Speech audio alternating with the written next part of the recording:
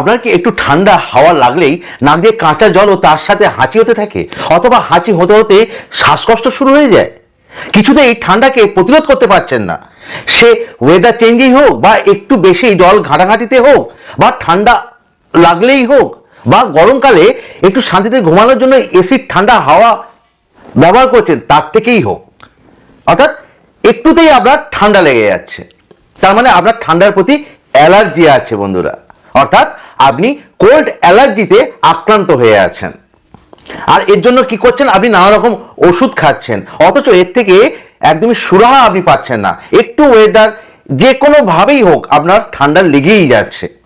তো বন্ধুরা, চিন্তার কিছু নেই, আজ আপনাদের এমন কতগুলো মেডিসিনের কথা বলবো, সেগুলি ব্যবহার করলে আপনারা খুব দ্রুত এর থেকে সুস্থ হয়ে উঠবেন। তাই বন্ধুরা, ভিডিওটি স্কিপ না করে সম্পূর্ণ দেখুন আর জানুন এই কোল্ড অ্যালার্জি কি কারণে এটা হয়ে থাকে, এর জন্য কি কি ওষুধ গ্রহণ করাটা অত্যন্ত জরুরি, করলে আপনারা এর থেকে সহজে মুক্তি পাবেন। আর সেই সাথে অবশ্যই চ্যানেলটি সাবস্ক্রাইব করবেন, বেল আইকন অন করবেন এরকম সুন্দর সুন্দর ভিডিওর আপডেট পেতে। আর অবশ্যই ভিডিওটিকে শেয়ার করুন, ভিডিওতে কমেন্ট করুন, লাইক করুন, প্লিজ প্লিজ প্লিজ। আমি ডক্টর রাজদীপমন্ডল, আপনাদের চ্যানেল বাংলা হোমিও হেলথের পক্ষ থেকে সবাইকে শুভেচ্ছা জানিয়ে আজকের আলোচনা শুরু করছি। আজকের আলোচনা কি বললাম না, কোল্ড অ্যালার্জি, অর্থাৎ একটু ওয়েদার চেঞ্জ হলেই ঠান্ডা লেগে যাচ্ছে। এই যে তার জন্য কি হচ্ছে না, নেজাল ক্যাটারার হচ্ছে, অর্থাৎ নাক দিয়ে স্রাব বেরোচ্ছে, সর্দি বেরোচ্ছে। এই নেজাল ক্যাটারার অর্থাৎ নাক দিয়ে সর্দি আসাটাকে আমরা দুটো ভাগে ভাগ করে থাকি, অর্থাৎ এটি দুটো প্রকারের হয়ে থাকে। এক হচ্ছে অ্যাকিউট ক্যাটারার, যাকে আরেকটা নামে ডাকা হয়ে থাকে অ্যাকিউট কোরাইজা বা কোল্ড ইন দ্য হেড বা অ্যাকিউট রাইনাইটিস। আরেকটা প্রকার হচ্ছে ক্রনিক ক্যাটারার, যেটাকে আরেকটা নামে ডাকা হয়ে থাকে ক্রনিক রাইনাইটিস। তো বন্ধুরা, আজ আমরা অ্যাকিউট রাইনাইটিস নিয়ে আলোচনা করব, অর্থাৎ অ্যাকিউট অ্যালার্জিক রাইনাইটিস নিয়ে আলোচনা করব, আর ক্রনিক রাইনাইটিসটা আমরা পরবর্তী ভিডিওতে আলোচনা করব। তাহলে বন্ধুরা, চলুন জেনে নেওয়া যায় এই অ্যাকিউট রাইনাইটিস কি কারণে হয়ে থাকে এবং এর কি লক্ষণ হয়ে থাকে, আর এর জন্য কোন কোন মেডিসিন ব্যবহার করা হয়ে থাকে। তাহলে বন্ধুরা, প্রথমে জেনে নেওয়া যাক যে অ্যাকিউট অ্যালার্জিক রাইনাইটিস বা অ্যাকিউট রাইনাইটিস কি। না, এটা হচ্ছে acute viral contagious infection characterized by nasopharyngeal inflammation with or without fever, অর্থাৎ এটি এক ধরনের আরএনএ ভাইরাস দ্বারা গঠিত একটি অবস্থা, যার ফলে শরীরের নাকের ও ফ্যারিংসের মধ্যে অবস্থিত যে মিউকাস মেমব্রেন, সেখানে যদি ইনফ্লামেশন হয় এবং তার জন্য কখনো জ্বর আসতে পারে বা জ্বর নাও আসতে পারে, এরকম পরিস্থিতি যদি হয়ে থাকে, তখন সেই অবস্থাকে আমরা বলে থাকি অ্যাকিউট রাইনাইটিস বা অ্যাকিউট অ্যালার্জিক রাইনাইটিস। তবে মনে রাখতে হবে যে এই অবস্থা মাত্র কয়েকদিন কিন্তু স্থায়ী হয়ে থাকে অ্যাকিউটের ক্ষেত্রে, ক্রনিকের ক্ষেত্রে আলাদা। যখন আমরা ক্রনিক নিয়ে আলোচনা করব তখন সেখানে আমরা ক্রনিকের ব্যাপারটা বলবো। তাই অ্যাকিউটের ক্ষেত্রে এটা কতদিন পর্যন্ত স্থায়ী হতে পারে, না 2 থেকে 3 দিন পর্যন্ত স্থায়ী হতে পারে। এবার জানা যাক যে কোন কোন কারণের জন্য এই অবস্থা অর্থাৎ অ্যাকিউট অ্যালার্জিক রাইনাইটিস বা অ্যাকিউট রাইনাইটিস ডেভেলপ হয়ে থাকে। এটি প্রায়শই রাইনো ভাইরাস এবং করোনা ভাইরাসের সংক্রমণের কারণে ঘটে থাকে। তবে এছাড়াও আছে influenza virus, parainfluenza virus, respiratory syncytial virus, এন্টারো virus,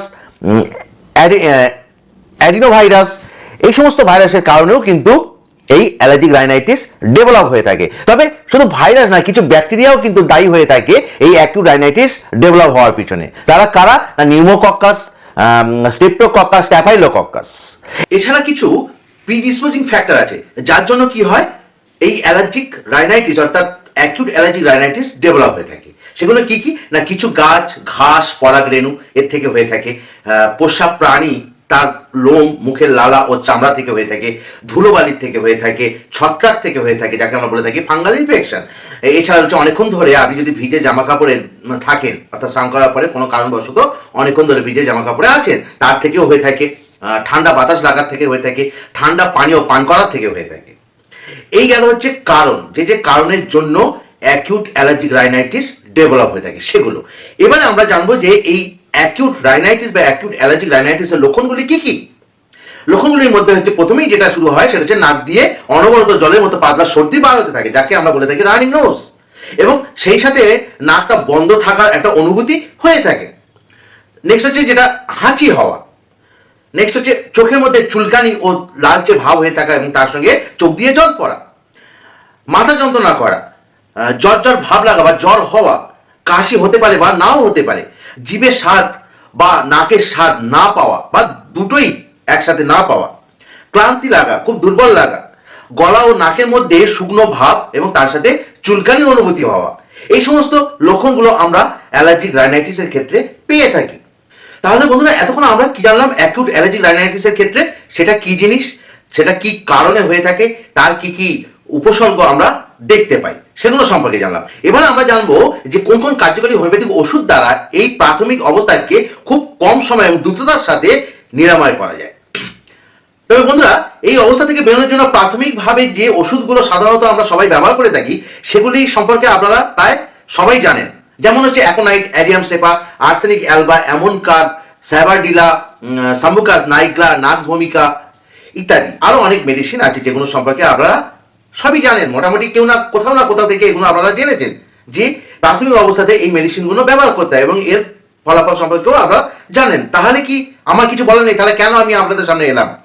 নিশ্চয়ই কোনো একটা কারণ আছে, অবশ্যই আছে বন্ধুরা। যে সমস্ত ওষুধগুলি এতদিন পর্যন্ত আপনারা শোনেননি, অর্থাৎ আনকমন ওষুধ হিসেবে রয়ে গেছে, খুব কম সংখ্যক ডাক্তারবাবুরা এগুলো ব্যবহার করে থাকে, সেই সমস্ত ওষুধ নিয়েই আজকে আমি চলে এসেছি আপনাদের সামনে। এবং এগুলো, এই সমস্ত আনকমন মেডিসিনগুলো আনকমন সিমটমের ক্ষেত্রে ব্যবহার করে আমি কিন্তু ফলপ্রসূ খুব ভালো রেজাল্ট পেয়ে থাকি। তাই সেগুলো আজকে শেয়ার করতে আপনাদের সামনে চলে এসেছি। তো শুরু করা যাক। প্রথমেই যার কথা বলতে হয় সেটার নাম হচ্ছে অ্যাসারাম ইউরোপিয়াম। এই মেডিসিনটি 30 পোটেন্সিতে আমরা ব্যবহার করবো। কোন ক্ষেত্রে ব্যবহার করবো না, coryza with sneezing and sensation as a plucked out into the year, অর্থাৎ হাঁচি দিয়ে নাক দিয়ে কাঁচা জল আসছে এবং তার সাথে কোনো কিছু দ্বারা কানটা যেন বন্ধ হয়ে আছে, প্লাকটা হয়ে আছে, এরকম একটা অনুভূতি হতে থাকে। নেক্সট হচ্ছে অরুণ্ড, বিউটিফুল মেডিসিন। এই অরুণ্ড 30 ব্যবহার করবো। কোন ক্ষেত্রে ব্যবহার করবো না, coryza with sneezing with itching of nostrils and loss of smell, অর্থাৎ হাঁচি দিয়ে নাক দিয়ে কাঁচা জল আসছে, তার সঙ্গে নাকের ভিতরে চুলকানি, এটা হচ্ছে গ্রেট সিমটমস, এবং তার সঙ্গে কি না, নাকে সে কোনো গন্ধ পায় না। এইরকম যদি সিমটম বা লক্ষণ আমরা পেয়ে থাকি সেক্ষেত্রে আমরা অরুণ্ড 30 ব্যবহার করব। নেক্সট যে মেডিসিনের কথা বলতে হয়, আরেকটি ভেরি গুড মেডিসিন ন্যাপথলিনাম।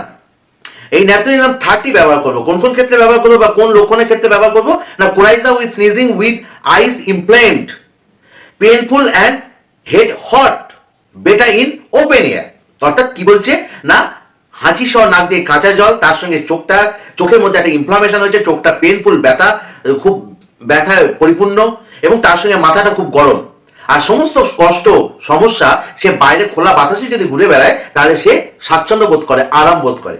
এরকম লক্ষণে আমরা ন্যাপথলিনাম 30 ব্যবহার করব। নেক্সট যে মেডিসিন সেটা হচ্ছে ক্যালকিয়া কাপ 30। এটার ক্ষেত্রে কি কি লক্ষণ আমরা পাবো, কি লক্ষণ পাবো না, coryza with continuous running nose, নাক দিয়ে অনবরত কাঁচা জল আসছে, তার সঙ্গে হাঁচি, অর্থাৎ স্নিজিং থাকবে। আর কি না, takes cold at every change of weather, আর সেই পেশেন্টের একটা এফিনিটি থাকে যে একটু ওয়েদার চেঞ্জ হলেই তার ঠান্ডা লেগে যাওয়ার প্রবণতা থাকে। আর কি থাকে না, head feels hot and heavy, অর্থাৎ মাথাটা প্রচন্ড গরম এবং ভারী, এই অনুভূতি থাকে। এরকম লক্ষণে আমরা ক্যালকিয়া কাপ 30 ব্যবহার করব। নেক্সট হচ্ছে সাইক্লামেন। সাইক্লামেন 30 ব্যবহার করব। এক্ষেত্রে কি সিমটম পাবো না, frequent sneezing with itching in ears and continuous running nose, loss of smell and taste. আর কি থাকবে না, pain in head and ear, অর্থাৎ কানে চুলকানি থাকবে এবং তার সাথে ঘন ঘন হাঁচি হবে এবং ক্রমাগত নাক দিয়ে জল পড়তে থাকবে। আর কি থাকবে না, নাকে কোনো গন্ধ পাবে না, জিভে কোনো স্বাদ পাবে না। আর কি থাকবে তার সাথে, মাথায় ও কানে যন্ত্রণা থাকবে। নেক্সট মেডিসিন হচ্ছে জাস্টিসিয়া অ্যাডাটোরা।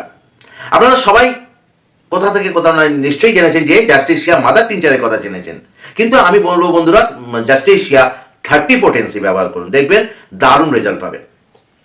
কি সিমটম থাকবে না, coryza with cough, sneezing and breathlessness. আর কি না, worse in close room, better in open air. কি বলছে না, কাশি থাকবে, হাঁচি থাকবে এবং তার সঙ্গে শ্বাসকষ্ট থাকবে, এইভাবে নাক দিয়ে সর্দি পড়তে থাকবে, অর্থাৎ নাক দিয়ে সর্দি পড়ছে, তার সঙ্গে হাঁচি হচ্ছে, তার সঙ্গে কাশি হচ্ছে, তার সঙ্গে শ্বাসকষ্ট হচ্ছে, এই যে লক্ষণ। এবং সেই সমস্ত লক্ষণগুলো কি হয় না, বদ্ধ ঘরে যখনই সে পেশেন্ট ঢুকছে তার কষ্ট আরো বেড়ে যাচ্ছে, তার জন্য সে বাইরে চলে যাচ্ছে, ওপেন এয়ারে চলে যাচ্ছে। ওপেন এয়ারে চলে গেলে সে স্বাচ্ছন্দ্য বোধ করছে, তার শ্বাসকষ্ট কমছে, কাশিটা অনেকটা কমে যাচ্ছে, হাঁচিটা অনেকটা কমে যাচ্ছে। এইরকম লক্ষণ পেলে আমরা জাস্টিসিয়ার 30 ব্যবহার করব। নেক্সট আমরা আরেকটা খুবই আনকমন মেডিসিনের কথা বলবো। মেডিসিনটার নাম হচ্ছে হিস্টামিন। এই হিস্টামিন 30 আমরা ব্যবহার করব। তবে এখানে একটু বলে রাখি, এই ওষুধটা কিন্তু শুধু যে কোরাইজার ক্ষেত্রে তা নয়, অর্থাৎ অ্যালার্জিক রাইনাইটিসের ক্ষেত্রে শুধু যে ব্যবহৃত হয় তা না, এক্ষেত্রে ব্যবহৃত হয়। এছাড়া যে কোনো শরীরের যে কোনো অ্যালার্জিক রিয়াকশনের জন্য এই হিস্টামিন 30 আমরা ব্যবহার করে থাকি। তা এই আমরা যেহেতু আজকে আলোচনা করছি অ্যাকিউট অ্যালার্জিক রাইনাইটিস, সেক্ষেত্রে কোন সিমটম থাকলে আমরা হিস্টামিন ব্যবহার করব সেটা জেনে নেওয়া যায়। সিমটমটা কি থাকবে না, coryza with feeling that painful dryness in the nostrils, nose block one on or both sides, spasmodic sneezing, অর্থাৎ আকস্মিকভাবে একটা হাঁচি হতে থাকবে, তার সঙ্গে নাকের মধ্যে একটা শুকনোতা অনুভূতি থাকবে এবং তার সঙ্গে একটা ব্যথা থাকবে। আর কি হবে না, নাকটা যেন বন্ধ হয়ে যাচ্ছে বা বন্ধ হয়ে আছে, নাকের যে কোনো একটা সাইড বা দুটো সাইড উভয় দিকে একটা নাক বন্ধের অনুভূতি হতে থাকে। এরকম লক্ষণ যদি আমরা পেয়ে থাকি সেক্ষেত্রে আমরা হিস্টামিন 30 ব্যবহার করে থাকবো। এছাড়া আরো অনেক মেডিসিন আছে আনকমনলি, তবে এইগুলো সাধারণত আমি আনকমন ব্যবহার করে থাকি। তাহলে কি কমনগুলো ব্যবহার করি না? অবশ্যই কমনগুলো ব্যবহার করে থাকি বন্ধুরা, কিন্তু আমি আপনাদের সাথে আনকমনগুলো আজকে শেয়ার করলাম। বন্ধু, আরেকটা মেডিসিনের কথা আমি বলে যাচ্ছি, আপনাদেরকে শেয়ার করা হয়নি, সেটা হচ্ছে কি কুলিয়া স্যাপোনেরিয়া। এটি আমরা মাদার টিনচার হিসেবে ব্যবহার করব। তবে এটি কোন অবস্থাতে ব্যবহার করব না, acute nasal caterer with sneezing and Soar throat, most suitable in beginning of coryza, অর্থাৎ নাক দিয়ে সর্দি বেরোচ্ছে, কাঁচা জল বেরোচ্ছে, একদম প্রথমে শুরুতে স্টার্টিংয়ে যদি এটাকে আমরা ব্যবহার করতে পারি, তাহলে এই যে হাঁচি এবং তার সঙ্গে গলায় ব্যথা হওয়ার যে সিমটমস এই অবস্থায় রয়েছে সেগুলোকে প্রতিরোধ করা যাবে খুব দ্রুততার সাথে, এগুলোকে প্রতিরোধ করা যাবে। তাই এই কুলিয়া স্যাপোনেরিয়া মাদার টিনচারটা আমরা একদম বিগিনিং যদি ব্যবহার করতে পারি তাহলে কিন্তু খুব দ্রুত রেজাল্ট পাবো এবং কষ্টটা অনেক বাড়াবাড়ির দিকে যাবে না, ওখানেই থেমে খুব দ্রুততার সাথে খুব কম সময়ের মধ্যে ওটা থেমে যাবে। তাই বন্ধুরা, এই মেডিসিনটা অবশ্যই আপনারা ব্যবহার করুন, দেখবেন রেজাল্ট পাবেনই পাবেন। ওকে বন্ধুরা, আজকে আলোচনাটি এই পর্যন্ত শেষ করলাম। আলোচনাটি যদি 1% ভালো লেগে থাকে তাহলে অবশ্যই চ্যানেলটি সাবস্ক্রাইব করতে ভুলবেন না, শেয়ার করতে ভুলবেন না, কমেন্ট করতে ভুলবেন না, লাইক করতে ভুলবেন না, আর সেই সাথে অবশ্যই বেল আইকন অন করে দিন এরকম নতুন নতুন ভিডিওর আপডেট পেতে। সবাই ভালো থাকুন, সুস্থ থাকুন, নমস্কার।